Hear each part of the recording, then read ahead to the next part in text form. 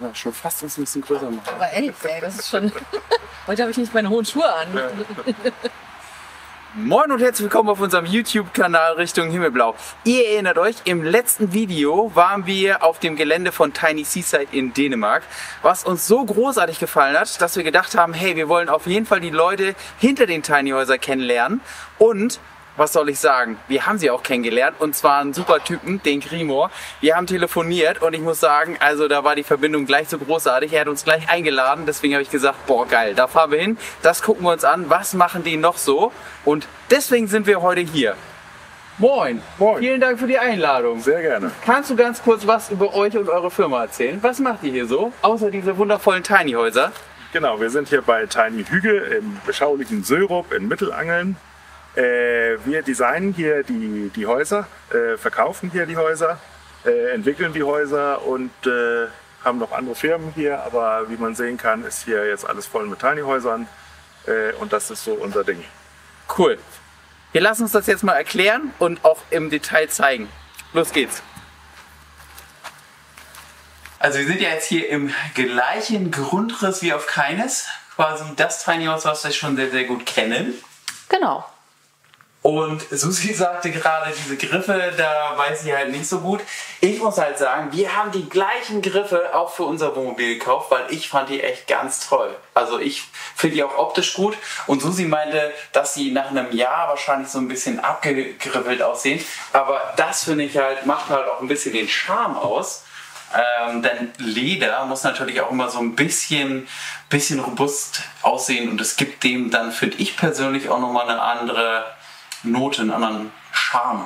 Ja, aus meiner Perspektive ist wie Christus sauber. Ja, okay. So, Aber ne? ich finde, das gehört dazu. Das Ja. muss so ein bisschen halt auch, ich meine, dafür ist alles sehr, sehr schön, sauber und steril. Und da kann man halt nochmal so ein kleines Highlight mit den Griffen setzen. Ja, das stimmt. Was kannst du grundsätzlich zu diesem Typ Tiny House sagen? Genau, das ist das Modell Seaside, wie das Tiny Seaside auch. Das ist speziell für den Ort auf Keines entwickelt. Das sind ungefähr 21 Quadratmeter. Man sieht hier, wir haben so einen Hems oben mit dem Schlafbereich und dann halt eben einen zweiten Schlafbereich hier oben. Dieses Element ist eigentlich genau für den Deich in Keines konstruiert, so dass man über den Deich guckt mit diesem großen Panoramafenster, das absolute Highlight. Und sonst kennt ihr das ja von dem anderen Video, aber das ist hier das neueste Modell. Wir haben hier von Bo Bendixen noch das blaue Design hier. Das ist der dänische Designer, der unser Logo auch gemacht hat, mit dem wir gerne zusammenarbeiten. Ja. Genau, und sonst sieht man ja, hier ist noch alles so verpackt. Da sind noch ein bisschen Tesa und Gaffertape wegen dem Transport, damit es nicht so klappert.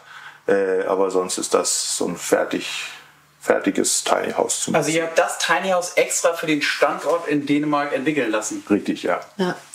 Das haben wir uns nämlich auch gefragt, als wir da gesessen haben, weil das ist natürlich für den Standort perfekt, weil man so perfekt aufs Meer gucken kann. Man hat einen idealen Blick, also großartig. Und mir gefällt das auch mit dem Untenliegen sehr, sehr gut, muss ich sagen.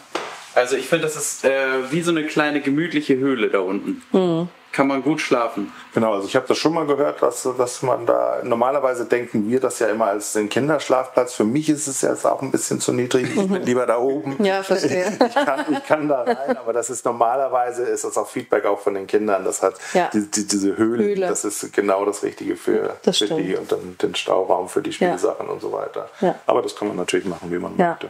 Also unsere Tochter, als sie da den ersten Morgen aufgewacht ist, die hat auch als erstes da die Rollos hochgemacht. Ne? Ja. Und dann konnte sie da unten auf der Ebene schon rausgucken, hat da so ein bisschen die Natur geguckt und so ein bisschen beobachtet. Das ist ganz süß gewesen, weil die sind ja einfach von der Statur näher dran am Boden und sehen auch viel mehr Dinge, die wir Erwachsenen gar nicht mehr so wahrnehmen. Das fand ich ganz niedlich. Das Einzige, was wir uns gefragt haben, das kann ich dich ja jetzt fragen, die Matratze, die jetzt hier nicht liegt, die geht nicht einmal über die ganze Breite, sondern man hat so einen kleinen Streifen hier von dem Lattenrost, der frei geblieben ist. Und da haben wir uns gefragt, Mensch, gab es da nicht die richtige Matratzengröße? Warum ist das frei geblieben? Gibt es da einen Grund für? Kein Grund, den ich kenne auf jeden Fall. Ja. Ich musste mal nachgehen, wieso das so ist. Das kann ich dir tatsächlich nicht beantworten. Weil theoretisch könnte man da eine größere Liegewiese, ne, gerade wir als Familie morgens, dann willst du dann alle noch mal im Bett haben, ne? Und dann fehlt dir da so ein bisschen der kleine Streifen Matratze sozusagen. Das ist uns so aufgefallen. Einzige ist, dass du natürlich so hier durch den Eingang rein gehen muss. Das fand ich aber, also auch in meiner Größe, ich bin jetzt auch nicht super klein, also da ist man gut rein und rausgekommen. Ne? Das Einräumen der Regale war ein bisschen schwierig, wenn du dann da hinten irgendwo was rausholen willst, ne? Aber das ist, glaube ich, Gewöhnungssache. Das war auch okay. Ja. Genau. Ja, okay. Grundsätzlich ist es ja so, und ich weiß, das ist immer eine fiese Frage, aber viele unserer Zuschauer, die fragen sich, wenn sie so ein kleines Tiny House sehen, ja, ist ja ganz schön, ne? Aber was kostet der Spaß? Stimmt, was kostet das denn? Kannst du was zu sagen? Genau, also das kommt natürlich ein bisschen darauf an, was für Materialien man wählt, was für Elemente man auch wählt.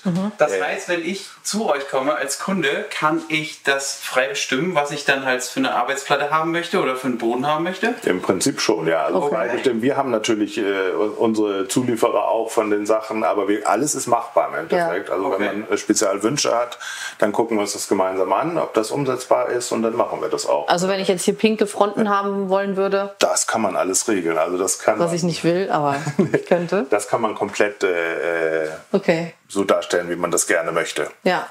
Oder auch einen anderen Geschirrspüler, vielleicht einen zum Rausziehen, mit Schubladen, Geschirrspüler oder sowas. Der Ofen und ich meine, alle Elemente sind ja austauschbar und das kommt ja ein bisschen darauf an, was man da auch möchte, welche Marke man möchte, welche Funktionen man möchte. Aber auch sowas wie ein großes Element ist auch die Außenverkleidung. Ja. Da kann ich nachher ein bisschen was drüber sagen. Das ist jetzt japanisches Zedernholz, das ist relativ teuer, aber dafür braucht man es 20 Jahre nicht zu behandeln. Ja, das ist ohne Pestizide und Chemikalien gemacht. Das macht das Haus ein bisschen teuer. Man kann es auch einfach mit einer normalen Bekleidung machen, dann geht das ein bisschen im Preis runter. Aber das Haus, in dem wir jetzt stehen, liegt ungefähr bei 95.000 €. Mit allem drum und dran. Dazu würde noch der Transport kosten. Kommt drauf an, wo man es geliefert haben möchte. Okay, das könnt ihr aber auch organisieren. Das können wir auch organisieren, aber man kann es halt eben, man kann es auch hier abholen, dann spart man sich die Kosten, wenn man jetzt... Na, aber viele sind vielleicht gar nicht so damit vertraut, mit den Regularien, die du da erfüllen musst für so ein, ist ja ein Schwertransport. Nee, das ist wie ein Campingwagen. Ganz normal, ja? Der ist unter 3,5 Tonnen, das heißt, ich kann mit einem... Ich habe jetzt so ein E-Auto, der kann den nicht schleppen, aber wenn ich einen normalen SUV-Diesel habe, mit dem ich auch einen Campingwagen ziehen kann, dann kann ich das Haus hier auch ziehen. Und man wundert sich manchmal. Ich hatte großen Respekt das erste Mal, aber das ist im Prinzip... Ehrlich? Also man ist natürlich vorsichtig und aufmerksam und fährt natürlich sehr langsam auch, aber du musst nicht bei den Straßen irgendwie was anmelden, dass du da irgendwie mit so einem großen Geschoss und so, das kannst du einfach so machen. Genau, weil der unter 3,5 Tonnen sind. Und die Maße auch sind. Die dürfen maximal 2,52 Meter breit sein. Ja. Und das hält das alles inne und deswegen darf ich das ganz normal wie ein Wohnwagen ziehen. Richtig gut. Und ihr macht dann Lieferungen bis Hauskante sozusagen? Oder hätte ich auch die Möglichkeit zu sagen, ich traue mir jetzt aber nicht, irgendwie Wasser, Abwasser anzuschließen, dass ihr sowas dann theoretisch auch mit anbietet? Also da können wir ganz klar unterstützen natürlich, aber es ist normal kein Service. Da müsste man sich einen Fachmann holen, aber wir haben das sehr gut in Handbüchern beschrieben. Weil wir das so oft selber gemacht haben, können wir auch dabei helfen und sind es in der Regel auch, wenn es jetzt nicht in Süddeutschland ist, wo die Fahrerei jetzt viel wurde, da würde ich lieber einen lokalen Fachmann nehmen. Aber wenn jetzt 30 Kilometer von hier jemand kommt, dann fahren wir auch hin und helfen bei dem Anschluss. Und ich kann mir vorstellen, die Leute, die das interessant finden, sich das zu kaufen, und sich das selber vielleicht irgendwo hinzustellen, die kommen jetzt hier auf euer Geländer, gucken sich das an, aber tun sich vielleicht noch ein bisschen schwer, sich das vorzustellen, wie das denn wirklich ist. Was würdest du den Leuten empfehlen? Da haben wir halt diese Möglichkeit mit Tiny Seaside, mit der Vermietung, das ihr vom anderen Video kennt. Ja. den Leuten das anzubieten. Mach doch mal ein verlängertes Wochenende, dann weißt du, wie es ist, in einem Tiny House zu leben. Und das machen die dann auch? Also und das machen die auch. Ja, so ist diese ganze Idee eigentlich entstanden, weil die Leute brauchten, die fanden die Idee alle toll, aber wie ist es denn? Und dann konnte man sagen, ja, ihr könnt hier auf dem Hof stehen, was nicht so spannend ist. Es ist schön hier, aber nicht so schön wie der Platz in Dänemark, ehrlich. Also, Grimor, ich habe noch mal eine Frage. Wir Deutschen, wir beschäftigen uns ja gerade sehr viel mit Energie und Energieeffizienzklassen und gerade im Wohnbereich wird das ja ein immer wichtigeres Thema hier in Deutschland. Wie ist es denn hier in diesem Tiny House? Welche Energieeffizienzklasse hat dieses Tiny House? Ja, sowas haben wir generell nicht, diese Klassen, aber wir haben natürlich einen niedrigen Energieverbrauch, allein durch die Größe. Das ist gut gedämmt. Wir haben hier zum Beispiel eine Schafswolldämmung drin. Das ist besonders effizient, weil bei einer normalen Dämmung oder bei einer normalen Isolierung, dann müsste man so viel Wand einbauen, um das ordentlich zu machen. Das heißt, der Platz drin würde dann wesentlich kleiner werden. Ne? Wir haben nur 2,52 Meter und wollen das nicht alles für Wand verschwenden. Und deswegen gibt es da smarte Lösungen, die sehr energieeffizient sind, die auch nachhaltig in der Produktion sind, wie die Schafwolldämmung, die wir hier halt eben anbieten. Genau. Okay. Das heißt, das Tiny House ist auch nicht nur für den Sommer gut geeignet, sondern bis zu welchen Temperaturen würde ich mich hier wohl drin fühlen? Da kann man ein ganzes Jahr drin sein. Okay. Dann im Winter natürlich würde man dann die Heizung antun, also Fußbodenheizung hier drin würde man natürlich anschmeißen, aber im Sommer braucht man das nicht, wie man es halt eben... Genau, da haben wir noch eine Klimaanlage hier oben. Genau. Die haben wir euch auch gezeigt. Haben wir nicht gebraucht jetzt am Wochenende, aber theoretisch wäre sie da. Wirklich, genau. Ja. Und dann versuchen wir halt eben so viele Materialien, wie wir können, in natürlichen Materialien zu halten. Einerseits auch außen, damit es sich gut in die Natur integriert, aber auch drinnen versuchen so viel wie möglich in Naturmaterialien zu machen. Perfekt. Grimor, wir haben dieses schöne Tiny House jetzt übers Wochenende einmal gemietet. Das hat uns auch sehr viel Spaß gemacht. Aber jetzt hast du uns ja auch erzählt, dass die Leute, die sich für Tiny Häuser hier interessieren, sich das auch kaufen können. Wir haben ein bisschen über den Preis gesprochen. Und was mich noch interessieren würde, ist, wer kauft sich denn so ein Tiny House? Wo stellen die Leute sich das hin? Was machen die da? Kannst du das mal erzählen? Also es sind ganz verschiedene Anwendungsfälle. Es gibt einmal die das als eigenes Ferienhaus sozusagen haben möchten. Es gibt die Kunden, die das vielleicht im B2B-Bereich oder als Campingplatz zum Beispiel als Übernachtungsmöglichkeit anbieten oder Ferienparks oder Ferien auf dem Bauernhof oder Reiterhof. Da gibt es ja ganz viele verschiedene Modelle, die das halt eben Gästen auch anbieten. Es gibt aber auch sowas wie Events. Zum Beispiel sind wir im August auf dem Tönner Festival. Da gibt es so eine Glamping Area und da gibt es halt eben Leute, die in meinem Alter nicht mehr im Zelt schlafen wollen, aber dennoch 4 Tage Musik folgen müssen. Die nehmen vielleicht ein bisschen mehr Geld in die Hand und kaufen sich so eine Lösung. Dann vermieten wir zum Beispiel auch die Häuser oder man kann es natürlich auch als Festivalveranstalter kaufen, wenn man das möchte. Als Bauwagen kann man den sehr gut nutzen, statt jetzt einen Container zu nutzen. Für Versicherungsfälle ist das auch ein attraktives Angebot.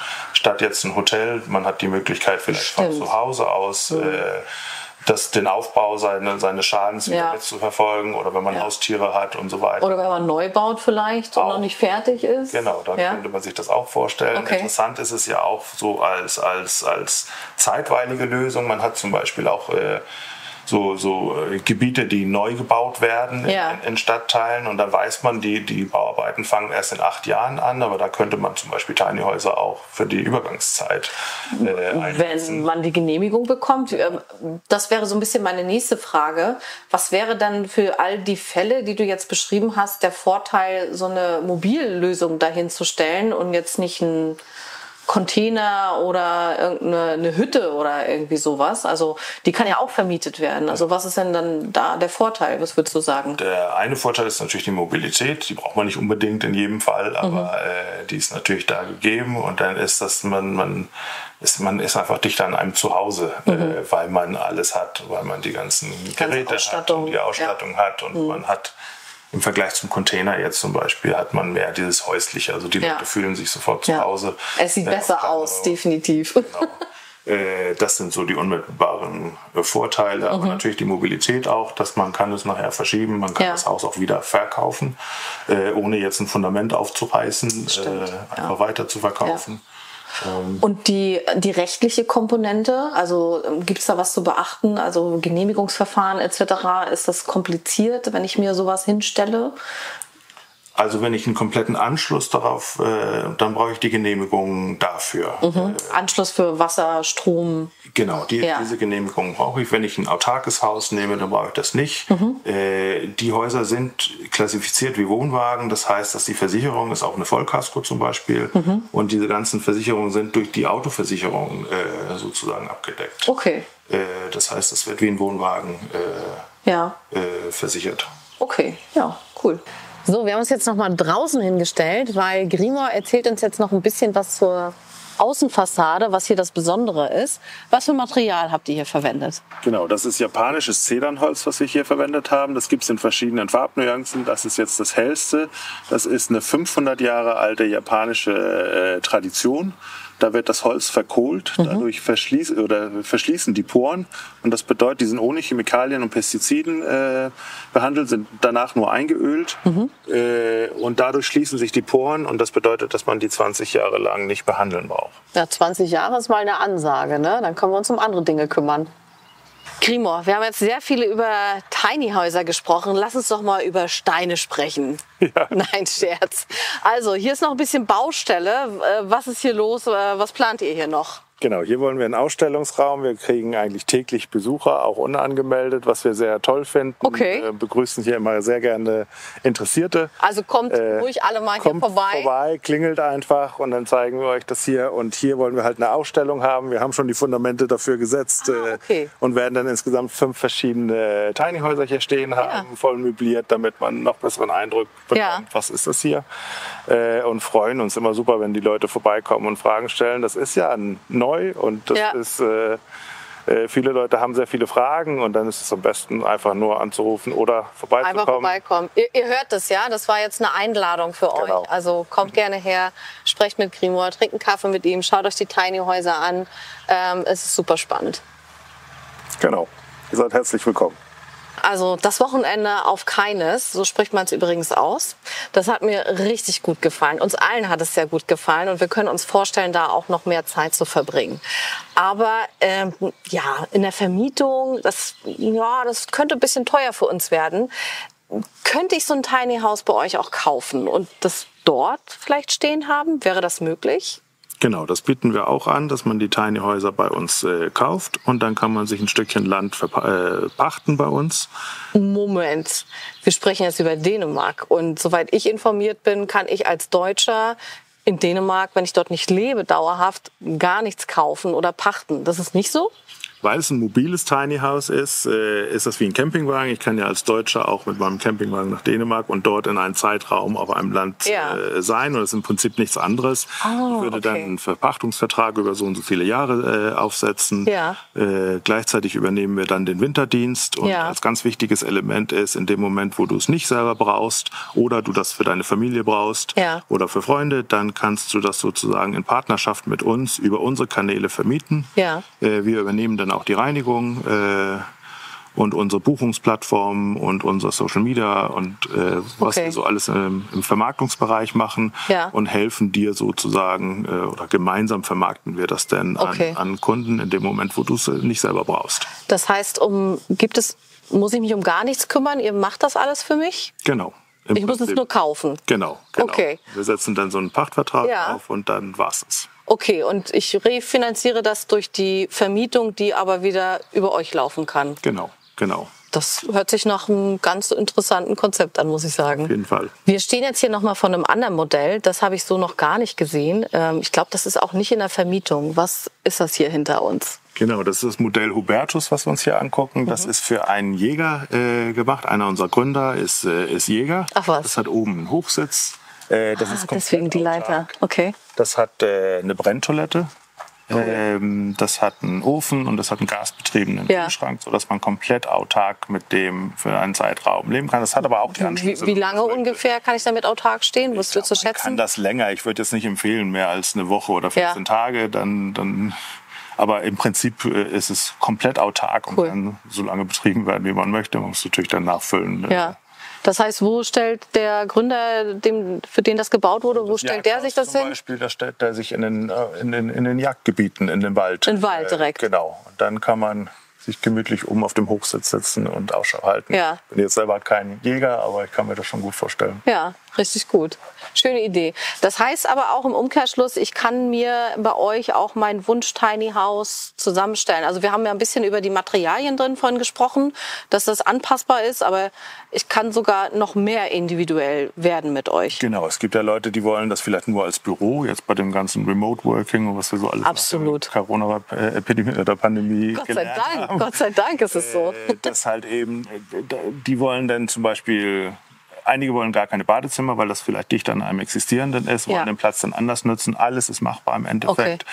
Das ist eine Frage des Geldbeutels nachher, Klar. wie man das gestalten möchte. Aber da gibt es keine, nur die Fantasie setzt da die Grenzen. Ja, sehr schön. Finde ich richtig gut. Mit Holz heizen ist ja extrem gemütlich. Es macht ja immer eine super Atmosphäre. Ich kann mir bei euch jetzt so einen Holzofen auch dann speziell für jedes Tiny House wünschen? Wenn man das möchte, kann man das auch bekommen, ja. Okay. Oh, das ist natürlich klasse. Das macht nochmal eine ganz andere Atmosphäre dann, ne? Auf jeden Fall. Oben noch schön die Teekanne drauf, läuft. Wunderbar. Ja. Coole Idee. Das ist ja. Mit dem Doppelten. So, da sind wir nämlich bei den Funktionsmöbeln, ne? Guck mal, aus einem Wandbild wird ein Tisch. Und das halt auch für die ganze Familie. So, ich baue den Tisch jetzt wieder zurück. Und wir haben extra den Profi geholt. Das hier ist der Fuß, der wird zur Platte. Das ist eine witzige Idee auf jeden Fall. So, ne? Und dann hast du einen kleinen Tisch. Und jetzt zeige ich euch mal dieses wunderschöne Bild hier. Ja. Und wenn du jetzt sagst, nee, das ist mir alles hier im Weg. Ui, das wird natürlich auch ein bisschen schwer. Das ist massiv, ne? Das ist richtig massiv. Dann kannst du das hier wieder so zusammenklappen und hast ein schönes Wandbild und deinen Tanzbereich. Tolle Idee, auf jeden Fall. Ja, richtig gut. Das erweitert diesen gesamten Bereich hier, ne? Ja. Du hast hier wirklich dann ein bisschen Tanzbereich. Ja, und das ist ja auch das, was so interessant ist, ne? Auf kleinem Raum wirklich das meiste rausholen, dass du hier so einen langen Tisch hast. Das hättet ihr sicherlich nicht gedacht. Jetzt wollen wir das natürlich nicht noch mehr bewerben als die anderen hier. Ne? Ja, finde ich Aber cool. auch in der Holz, unabhängig davon, dass mein Kinderzimmer genauso ausgesehen hat, aber auch in der Holz ist es sehr schön. Ne? Ja. Ja, das sieht auch aus, als wenn das ab und zu hier jemand Siehst du, und wir haben gedacht, dass wir so eine Verbrennertoilette haben. Marco hat das erzählt und er meinte, ja, voll cool, Tiny House, wir haben Verbrennertoilette. Und dann sind wir da ins Tiny House rein und so, Ganz normal. das ist ja jetzt nicht so spannend hier, ne? Ist ja ganz normal. Wir haben 3, 4 Häuser mit Brennertoilette von den Seaside-Modellen auch. Die stehen jetzt aber auf den anderen Plätzen, wo die Infrastruktur noch nicht gelegt ist. Ja. Das ist ziemlich teuer, so eine Toilette. Aber die 1000 Euro, ne? Ja, die kostet 4.000 oder so. Aber dann hast du nachher nur so eine Tasse. Und die darfst du tatsächlich, die Asche kannst du so verstreuen, weil das nichts... Das ist auch mit der Pipi, ne? Der verbrennt auch die Pipi. Alles, ja. Da bleibt eigentlich nichts übrig. Aber das heißt, du kannst wirklich auch Plätze dann wählen, um die Dinger hinzustellen, die sonst total ungeeignet werden, ne? Ja. Warm geblieben. Hoi, was ich seit halb hier im Auto. Ja, unser Termin ist vorbei. Wir sind hier noch vor Ort. Tiny Seaside, Tiny Hügel. Spannender Termin. Ja, okay. Auf die Fenster, was ist hier los? Und gleich geht auch noch das Radio an. Und piepen tut's auch noch. Alter Schwede. Ja, war ein heißer Termin. Mit Grimor. Vielen Dank an der Stelle. Ja, vielen lieben Dank für deine Zeit. Das war echt spannend bei dir. Absolut. Cooler Typ, wenn ihr den auch mal besuchen wollt. Wenn ihr spannende Tiny Häuser sehen wollt, hier gibt es demnächst auch eine Ausstellung. Ja. Oder wenn ihr ein Tiny House kaufen wollt und eine richtig gute Beratung wollt. Oder wenn ihr auf keines ein Tiny House persönlich stehen haben wollt, für euch persönlich oder das auch vermieten wollt, das geht hier auch. Ja. Haben wir heute auch gelernt. Ist auch spannend, ne? Dass man sich da einfach selber ein Tiny House hier bei denen kauft, dahinstellt. Und vor allem ich als Deutsche in Dänemark, also das ist eigentlich, das geht gar nicht. Ja, absolut, absolut. Ja, ganz spannend auf jeden Fall. Ich hoffe, das Video hat euch was gebracht. Vielen Dank fürs Angucken, haltet die Ohren steif. Bis zum nächsten Video. Wo denn eigentlich? Das wird spannend. Ich finde bestimmt was. Ja. Tschüss. Ciao. Marco, ich habe Hunger. Alles klar, jetzt geht's los. Hunger. Was gibt es hier in der Nähe? Hui. Oder fahren wir nach Flense? Weiß nicht. Hier gibt's einen Edeka, habe ich vorhin gehört.